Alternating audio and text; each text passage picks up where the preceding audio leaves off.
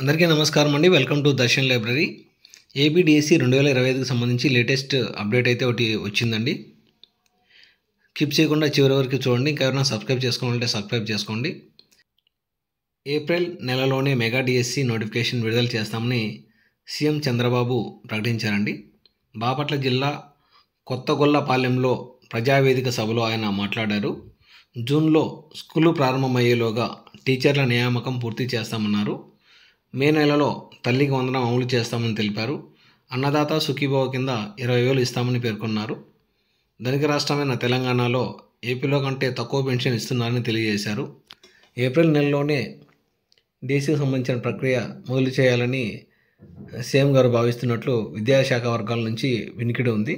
కాబట్టి DSC aspirants తమ preparation కొనసాగించాలి. All the best. Thank you.